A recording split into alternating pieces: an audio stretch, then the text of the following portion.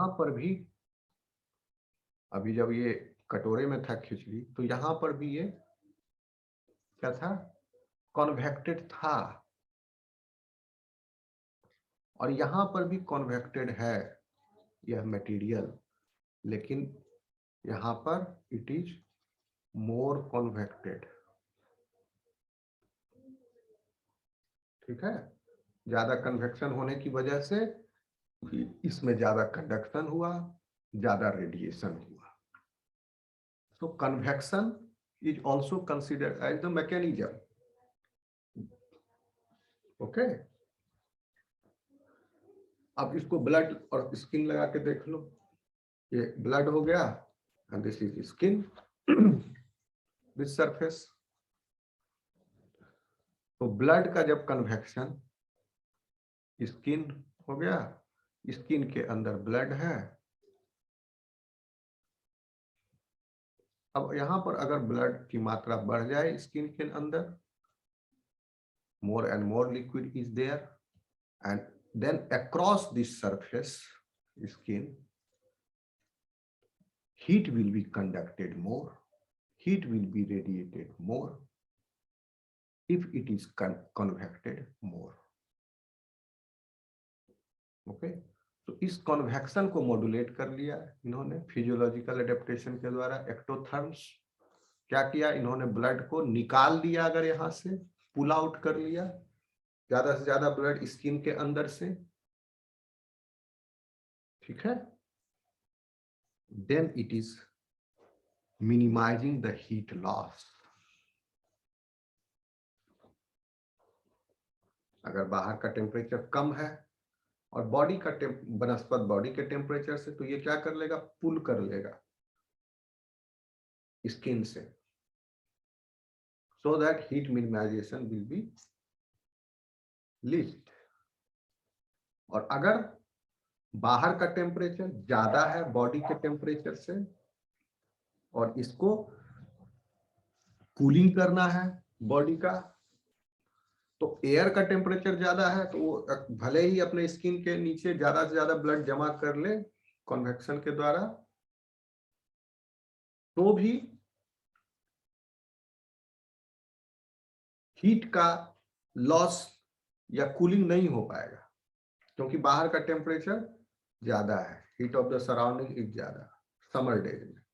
ये क्या, इसीलिए समर डेज में it will look for a cold surface, cold surface पर आ गया, अब इसका टेम्परेचर कम हो गया और कन्वेक्शन है, इफेक्टिवली कंडक्शन होगा and it will lose the heat from its body during summer day. तो convection is helping in conducting more, convection is helping in radiating more and more heat.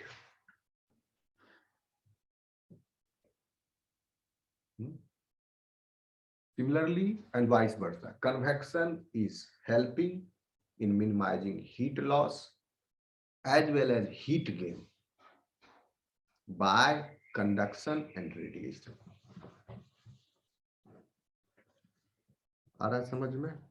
अब आया समझ में या और कोई कंफ्यूजन है? ठीक है। तो इंसुलेशन में है गया आपका, ये इंसुलेट कर लेते हैं बॉडी को एक्टोथर्म।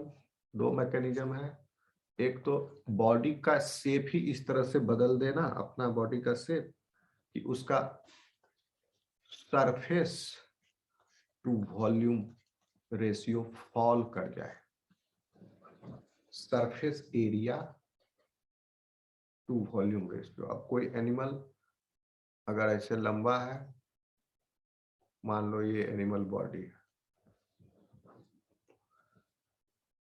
और अगर ये क्वाइल करके राउंड शेप हो गया,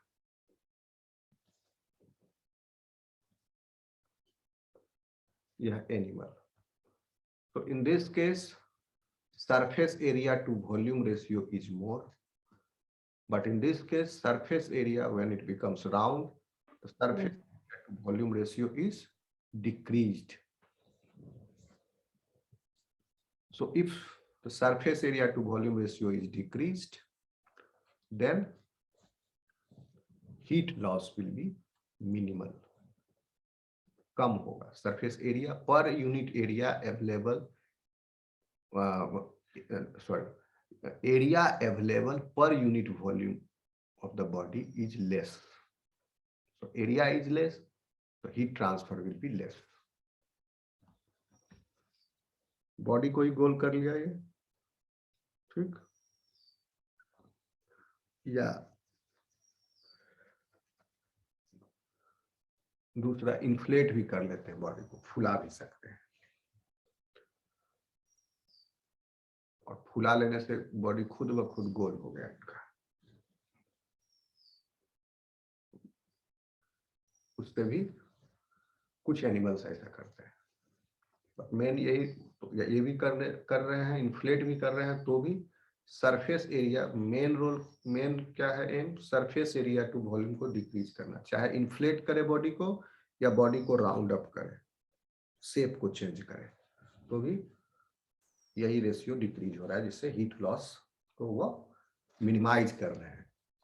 इस समय जब उन्हें हीट की आवश्यकता है, यानी हीट की आवश्यकता में वो क्या करेंगे, हीटिंग मैकेनिज्म को एक्टिवेट करेंगे. And this will happen when surrounding temperature is lesser than the body temperature, means in during winter days.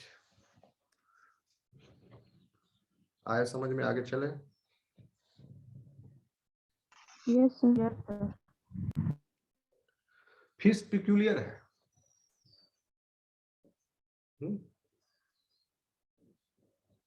कुछ मायनों में कुछ फिश पिक्यूलियर है. अब ये बताए थे कि एक्टोथर्म जो है वो पसंद करता है रहना 25 डिग्री नॉर्थ से 25 डिग्री साउथ के बीच में, in the tropics, where warm water is there. लेकिन ऐसा नहीं कि कोल्ड वाटर जहां पर है वहां फिश नहीं है, आर्कटिक ओशियन में फिश नहीं, ऐसा थोड़े है, वहां भी फिश है. So they like to, so ectotherms like to remain in the tropical region of the world and ocean. Ocean में चूंकि पानी है, तो पानी का टेम्परेचर मोर और लेस एक ज्योग्राफिकल एरिया में सेम रहेगा.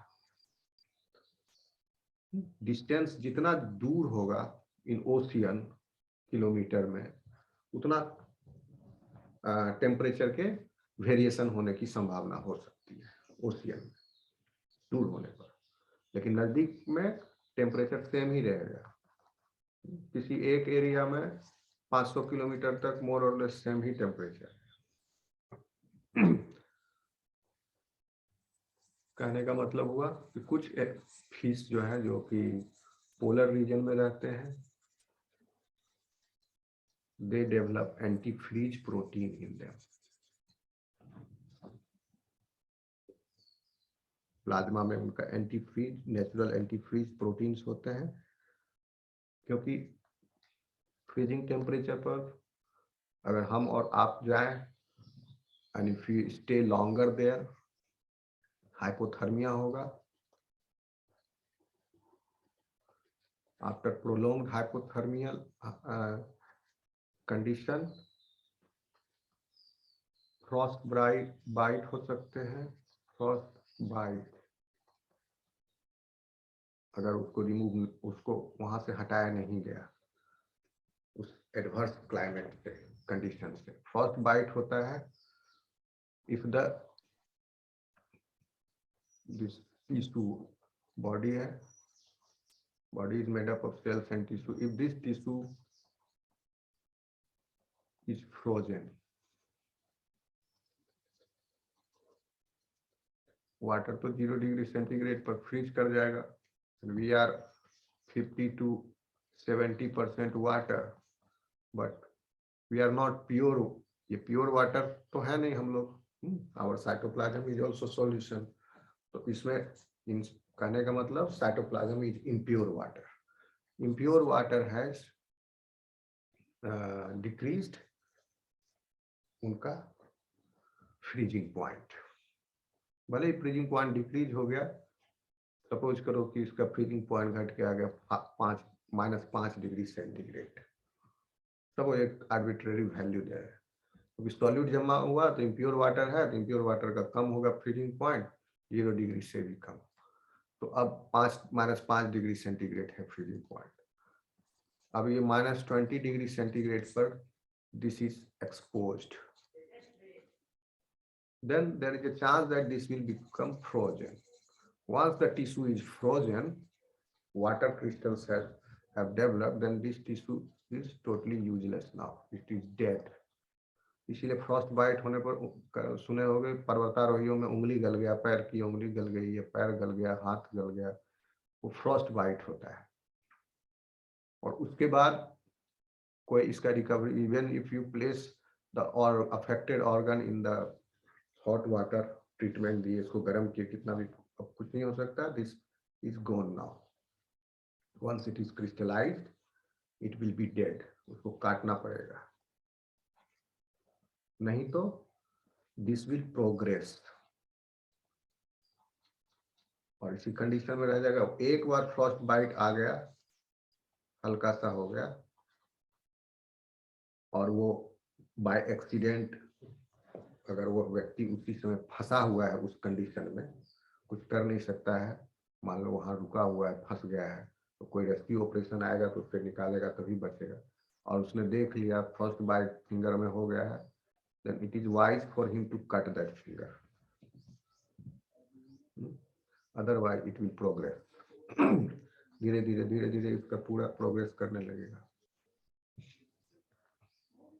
ठीक है, तो फिश जो है उनके अंदर एंटी फ्रीज प्रोटीन्स है, जिसकी वजह से उनको फ्रॉस्ट बाइट नहीं होती है।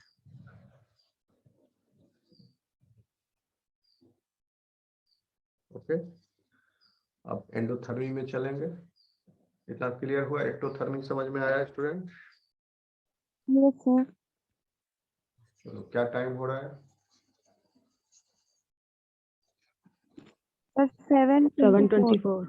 7:24। ओके, चलो rest class in the next session. Okay okay sir, bye sir. Bye.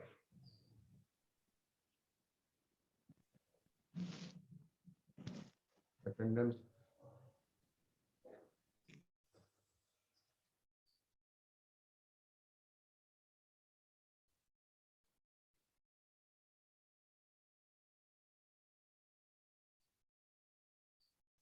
Bye, बिना अटेंडेंस दिए।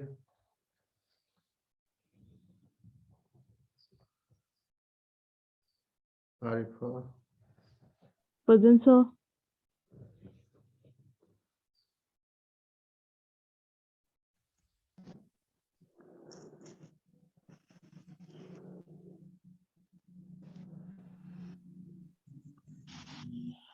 Ranjit Singh, present sir.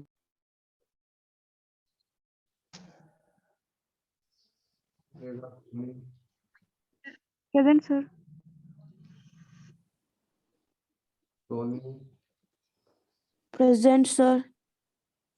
Manisha, present sir.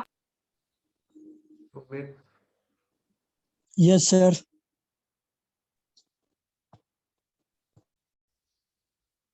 Anshul, yes sir. Shashwati, present sir. Krishnavali, present sir. Ankit, present sir. Aarti, Aarti, Pooja, present sir. Sir उस present कर दीजिए sir, वो 5:30 में join किए थे।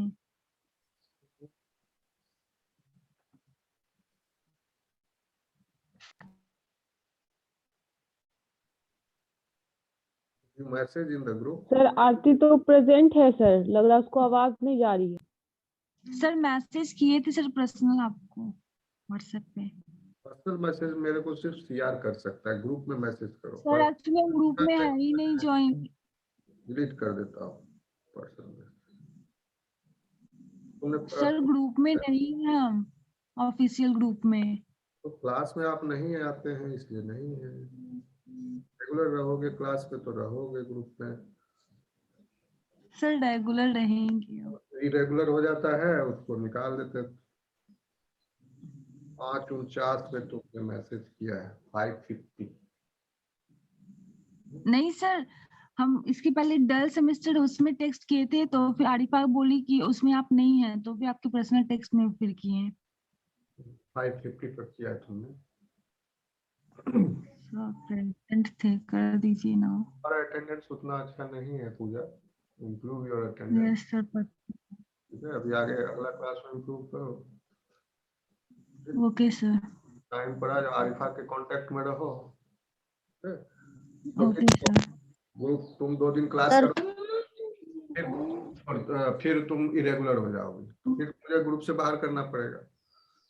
नहीं होंगे सर अब इसको। तुम्हारे ऊपर पूरा यकीन हो जाए कि हाँ ये पक्का क्लास करने वाली है, तब हम ग्रुप में लेंगे। Okay sir. 2-4 okay sir. Class अगर तुम्हारा देख लेंगे, रेगुलर हो गई। अभी तक तो कहीं रेगुलर नहीं देखने से लग रहा है। तुम आरिफा के समय आरिफा इसको बता दिया करना क्लास के बारे में। जैसे सुबह 5 बजे तो डेली क्लास होती है, तो अपना रहो। Okay, okay okay. उसमें थोड़ा वेरिएशन आ सकता है, कभी कभी हम लेट उठते हैं मान लो, तो 5:30 हो जाता है, तो आरिफा इसको बता देना जो भी मॉडिफिकेशन हो ओके सर। में रहना। और ये अगर if she establishes her trust again, she wins, then she will win। क्योंकि बार बार ग्रुप अंदर बाहर करना अच्छा नहीं लगता है। अंत में क्या करूंगा, मैं खुद ही बाहर होके चला जाऊंगा, फिर तुम लोग सफर करोगे। Okay, follow the rule. Simple rule है, क्लास में रेगुलर रहोगे। 2-3 बार ए हो गया अगर, you will be out of the group. Group कोई सरकारी व्यवस्था नहीं है आपके लिए, ये हमारी तरफ से पर्सनल व्यवस्था है। मैं इतना हेडेक लेकर के आप लोग को ढो, तो आपको रूल का पालन करना होगा, पंक्चुअल रहना होगा, यस एक्टिव रहना होगा, डिसिप्लिन रहना होगा, बातों को समझना और सुनना, और थोड़ा सा इंसानियत रखना होगा। Yes sir. काव काव काव करने वाला रहेगा तो फिर जाओ। Sir recording. अरे अरे,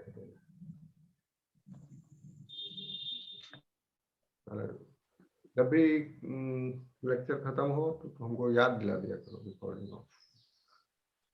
चलो बाय।